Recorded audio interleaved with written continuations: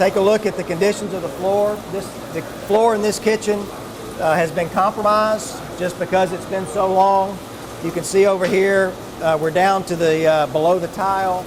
If you take a look back over to right behind me, you can see where it's compromised. And so we're going to close this kitchen and cook the food out of Staten, which is on this complex not too far from here, and ship it over and then feed the inmates in this dining hall using prepared food from another facility. This is part of a 3-facility complex. We have Draper, we have Staten, and we have Elmore right within about a mile of each other. Within that group, there's about 4,000 inmates. That one officer is responsible for the bottom floor and the top floor. So you can see how that immediately presents challenges for that particular officer, keeping a good eye and a good supervision on these inmates. We have a segregation unit here to house inmates that can't live in general population, and we only have 47 segregation beds. So it's basically 1% of that 4,000 population in this whole larger complex.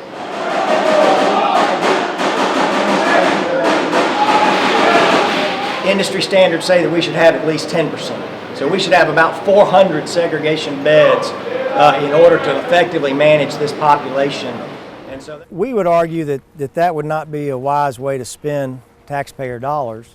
But keep in mind, that renovation doesn't add anything to the facility. All it does is fix the roof, fix the plumbing, replace the rusted out windows, floors, that type of thing. It doesn't give you any additional capability, doesn't give you any additional treatment space, no additional classroom space. None of the things that we've been talking about that we need, that we will have in the new system to enable us to reduce our recidivism rate and provide the rehabilitative services.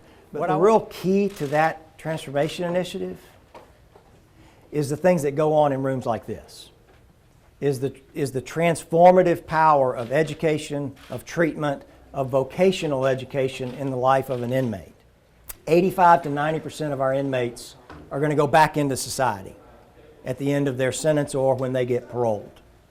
And so it's not an issue of if they're coming back, it's an issue of when they're coming back and under what condition. Are they prepared to re-enter society as a productive citizen?